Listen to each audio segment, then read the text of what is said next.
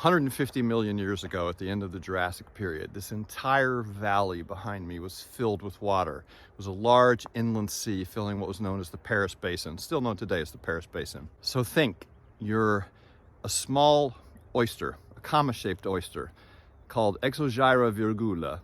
Virgule means comma in French. You live along the bottom of the sea. You and your brethren all die, sink down into the bottom. And over years and years and years, you form a sedimentary rock layer. Then, when the African continental plate begins to collide with the Eurasian continental plate, and the Alps are formed, the sea is pushed away, and these sedimentary layers are pushed up, and they're angled, so they come out of the side of these hills. You are now what is known as Kimmeridgian soil. It's one of the defining features of the Chablis region. It's what makes Chablis Chablis.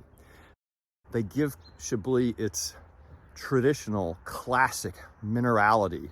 It's a great descriptor for Chablis, which is one of the all-time great classic white wines. Welcome to the best Jurassic Park, the Grand Cru vineyards of Chablis.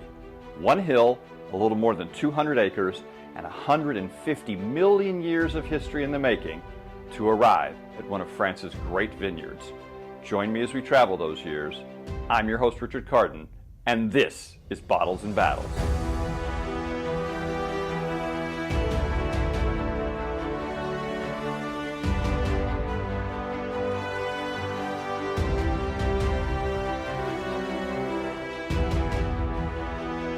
Hi, it's Richard and Allison, and today we are in Chablis, and we are about to go up the hill to see all the Grand Cru from a different viewpoint. Before we get into the history of Chablis, let's talk a little bit about where it is in relation to the other French vineyards.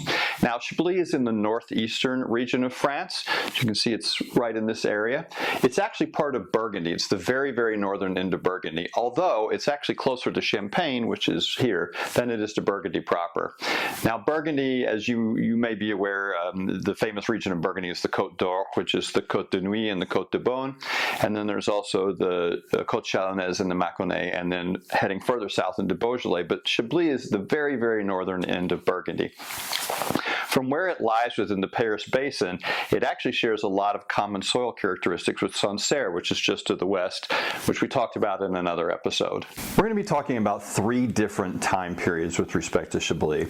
Now, the first is going to be far, far in the past, back again in the late Jurassic period, around 150 million years ago, when this entire area was covered in an inland sea in the Paris Basin. And in the late Jurassic, we've already gone through several mass extinction events, but we're well before the one that everyone knows about that happened 65 million years ago that knocked off the majority of the dinosaurs. But still, we're only about 70 million years away from the prior mass extinction event. And so what is living in the basin at that time, first of all, you have a lot of smaller plankton-type animals, the oysters, the Exogyra virgula that we talked about that forms the soil of Chablis. But you've got things ranging up to much larger fish, and then, of course, things like plesiosaurs, the large aquatic dinosaurs that some people think are what might be the Loch Ness Monster. That time frame is really what sets the stage for Chablis. It's those oysters that fall to the bed as they die, or that are living along the bed, and as they die, form that layer along the bottom. And as the years progress and more sediment falls to the bottom of the ocean, you form that fossilized layer that becomes the Kimmeridgian limestone, which is then pushed up as the Alps are created. So you have these strata, these angled strata coming out the side of that Grand Cru hill, and the Kimmeridgian soil is right sort of in the middle of the slope. So that's where you're going to have all of the best of the Grand Crus are going to be grown in that kind of mid-range of the slope. Now, a little higher up the slope, you have what's called Portlandian soil. And Portlandian is just another type of limestone. It's actually much denser. and it has something called Ostrea acuminata in it. So it's, again, sort of an oyster shell as well, but it's a very different, denser, darker stone. And you still have very good wines that are grown in the Portlandian soil, but it's not quite what you think of with the Kimmeridgian soil.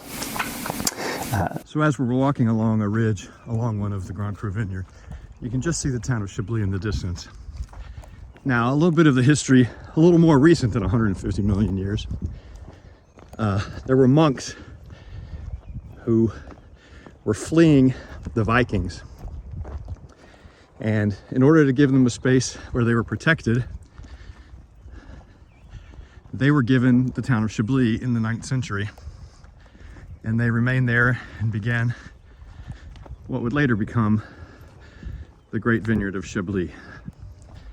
So we move on from 150 million years ago. We're going to come really much closer in time, but we're going to go back about a little over 1,200 years. And in the 9th century, well, actually, we're going to start even farther than that. So we're going to go to about the 4th century. And in the 4th century, there was a man named Martin who became Saint Martin of Tours. Tours is a city in much farther west in France of Chablis. Now, Saint Martin is fairly well known. He grew up in a wealthy family. He was a Roman soldier, and he's well known because of one story about him. Again, whether it's true or not, we may never know, but the story that's repeated about him is that at the time he was a young Roman soldier, so this is late teens, perhaps early 20s, he was riding along and he saw a peasant who basically had no clothes, and the weather was not great. It wasn't terribly comfortable weather at the time. Now, he's wearing his armor, and the armor actually belongs to the Roman army. But he has his cloak as well, and his cloak is actually his own personal cloak.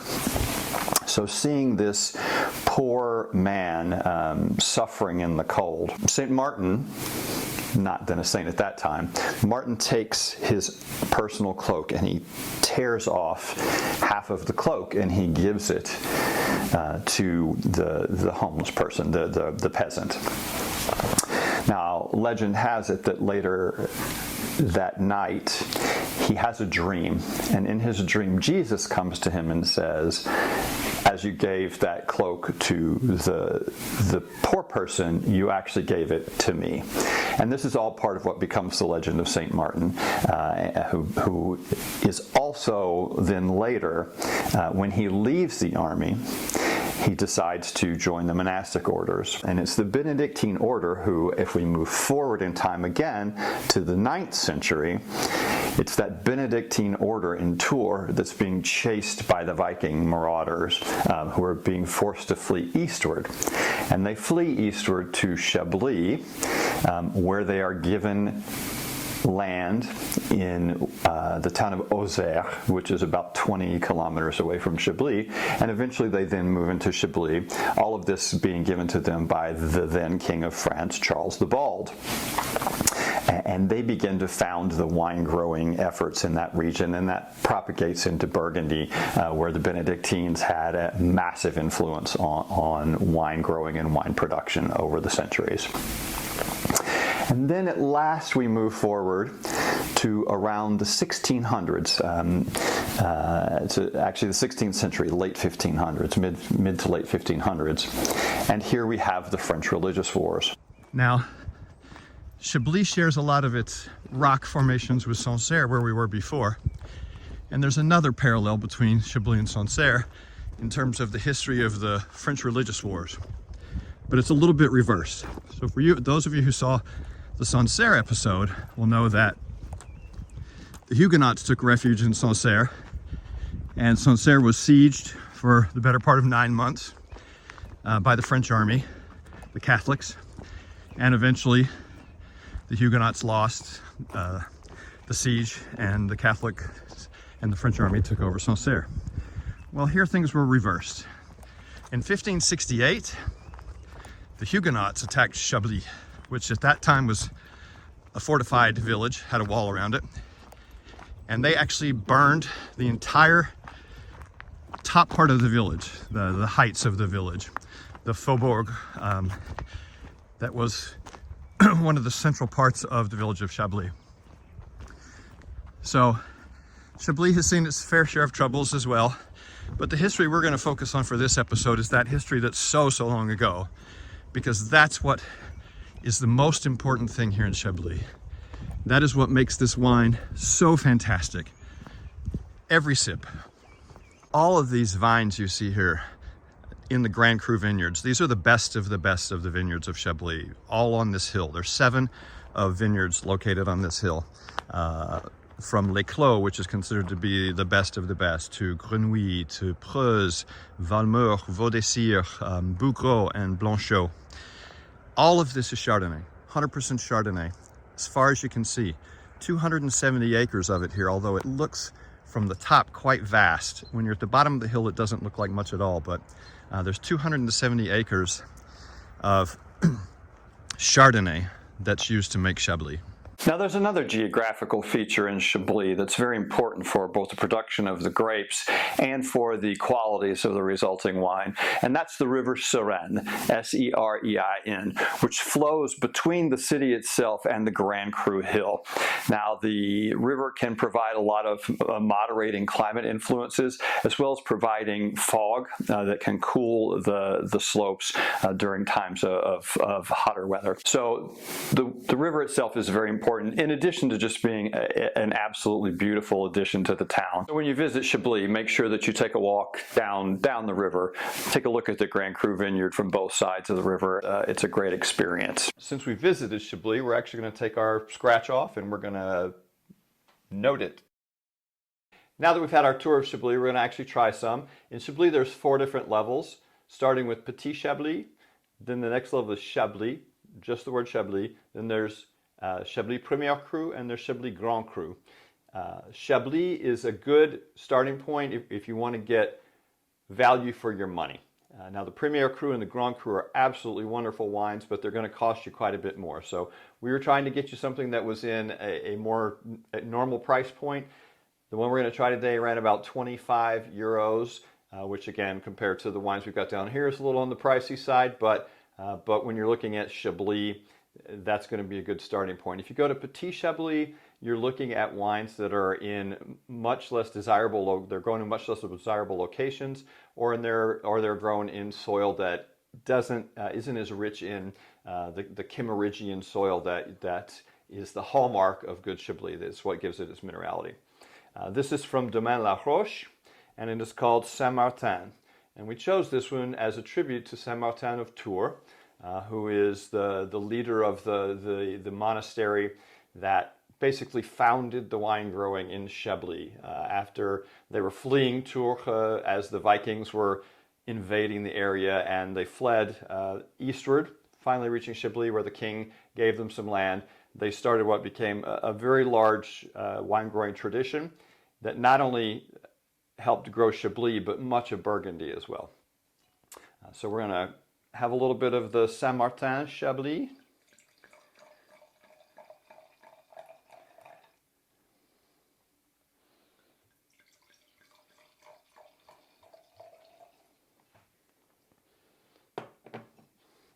And as always, we're going to start with looking at color. Now, this is a little more medium in tone, closer to lemon than to gold, but there's some depth to it, quite clear and quite brilliant. So now we'll swirl it and give it a sniff.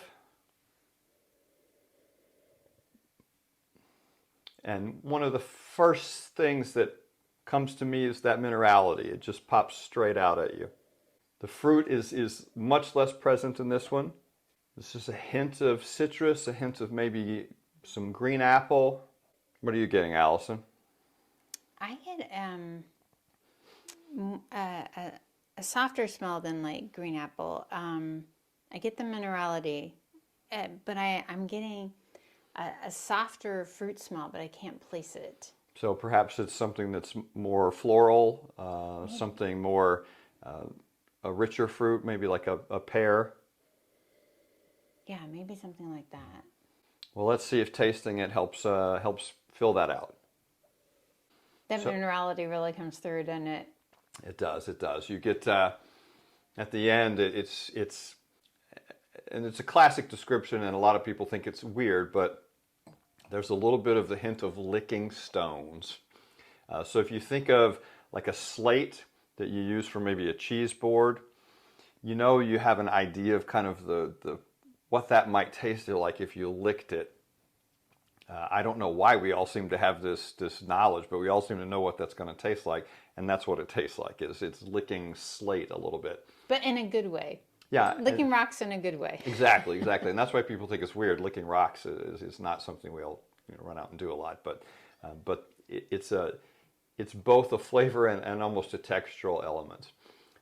There's some creaminess in here, a little bit of richness, not necessarily creaminess, but a little bit of richness right before that kind of more acidic, more mineral finish that really just clears the palate. There's a little bit of fruit in here. It's actually not a very fruity wine at all. Mm-hmm. So there I'm with you. I'm getting some of those. I'm getting a little bit of lemon with the citrus, but it's more of like a riper, maybe a golden delicious kind of apple that I'm getting instead of the green that I thought I was smelling. But definitely very light, very subtle. Yeah, it's interesting to me because I feel like I go through a progression because I first get that minerality or that sense, and then it's very smooth and rich, and then you get that little bit of I get a little bit of the acid at the very end. Yeah, and it's fairly acidic, but not abrasively so. But definitely, all down the sides of your mouth, you can feel the acidity, especially on the finish. It's definitely a wine that progresses when you first take a sip.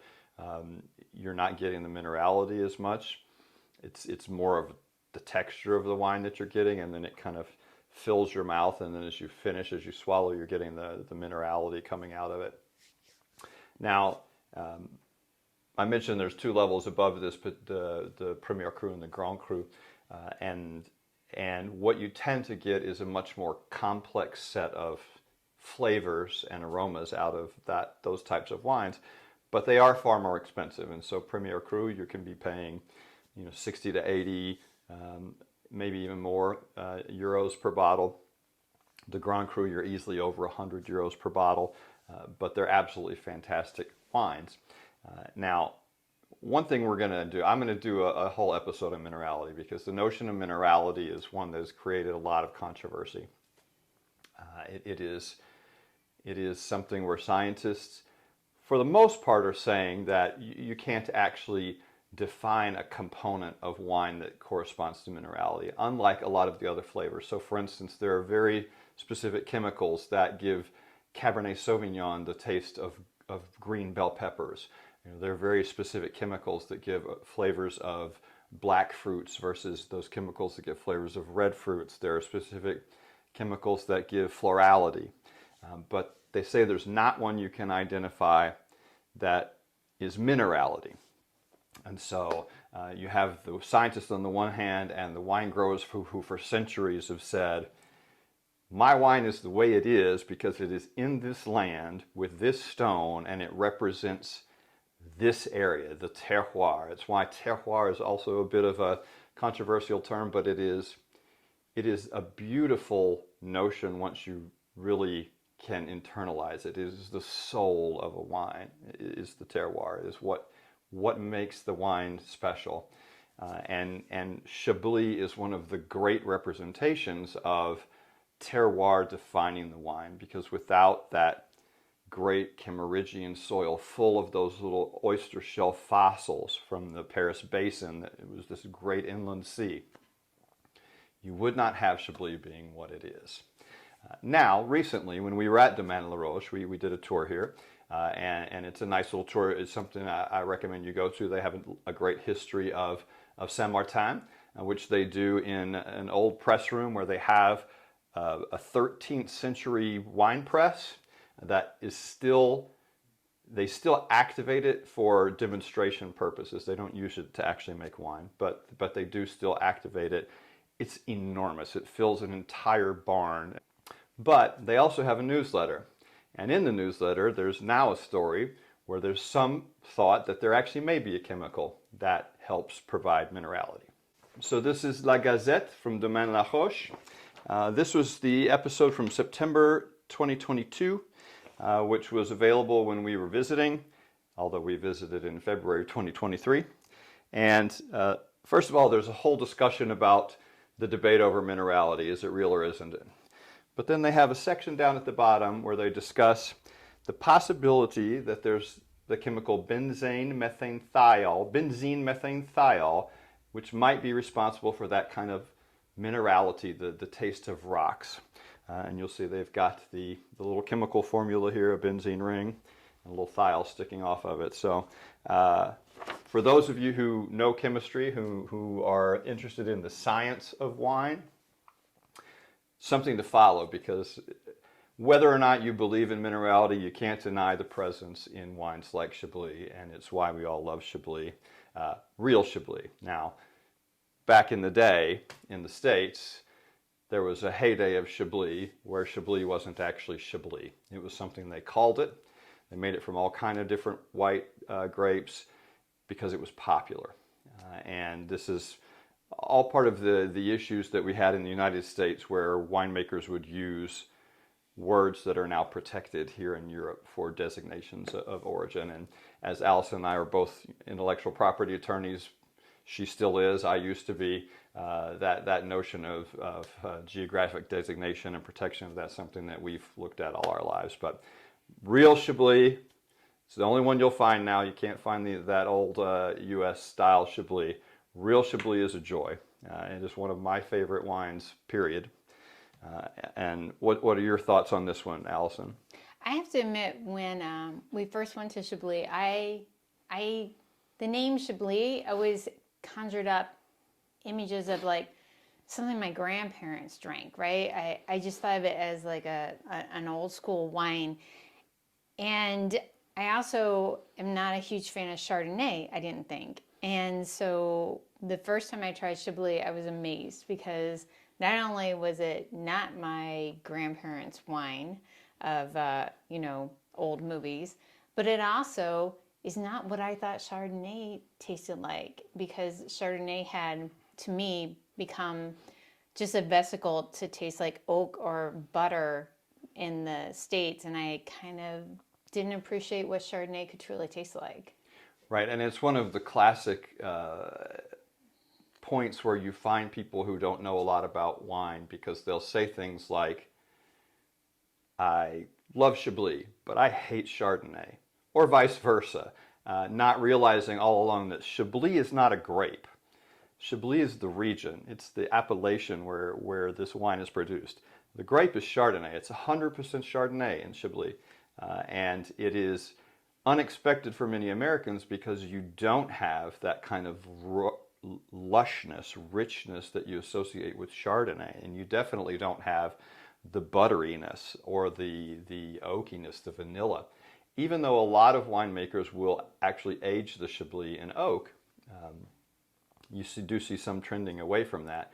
But even though they will do some aging in oak, it's a much more delicate Chardonnay. It's leans much more towards a Sauvignon Blanc in terms of the crispness that's there. It is not representative of that kind of very viscous, mouth-filling, syrupy Chardonnay that you think of from particularly the 80s in California, where butter bombs were the thing of the day. That is not what Chablis is, and it is why you should give it a try if you don't know it. If you do know it, drink it all you can, because it is a wonderful wine. Rating. So I would put this as one I would love to keep on hand all the time. because I think it could be very universal with a lot of foods because of the fact that it is that combination of both crispness, the acidity, as well as the lushness. So I would love to keep this on hand. Yeah. And I would give it good stuff. That's my third level. I'm not quite to quality content on this one, the fourth level yet, and that's mainly because of my experience with other Chablis. I'm really comparing this more for me to other things that I've had. And the difficulty comes when you've had a few Premier Cru or Grand Cru. You are going to notice the difference, and so you'll say that this is a really good wine, especially for the price. So it is something you could keep on hand. And whereas a Premier Cru where you're paying 60 euros, 80 euros, or a Grand Cru where you're paying 120 euros, 150 euros, that's not your daily drinking wine or your everyday party wine. But for a good representation of Chablis, at a reasonable price point, find things that are just labeled Chablis, and you'll probably wind up with something good in your cabinet. I hope we've excited you to get out and try some Chablis, or even better yet, come to Chablis and try it for yourself. You'll have a wonderful time. The city itself is stunning, and of course you can take your time to wander through the Grand Cru vineyards, climbing up the hill, getting views of the city from across the river. In addition, Chablis has some outstanding restaurants, and of course there are wine shops everywhere, and you can get out to the individual domains themselves, and there are quite a few. And some very, very well-known vineyards there. Other than Chablis itself, you can go to the surrounding areas, which include the Tonnerrois to the east, the Auxerrois to the west, and then to the south, the Vézélienne. Vézélienne is based around a town called Vézelay, which is perched on this great outcropping. You've got commanding views of the valleys all around, and right at the top there's this stunning cathedral.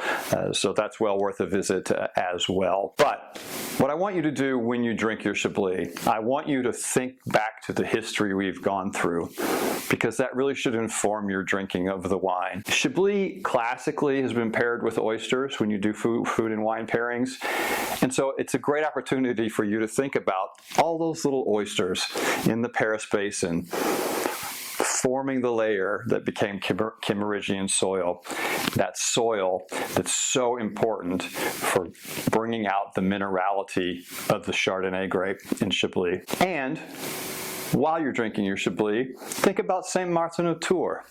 Now, I'm not suggesting you have to take your Chablis and give it all away, but why not share it with a friend? By sharing your experience, sharing your wine, sharing what you've learned, you'll enjoy it that much more, I guarantee you.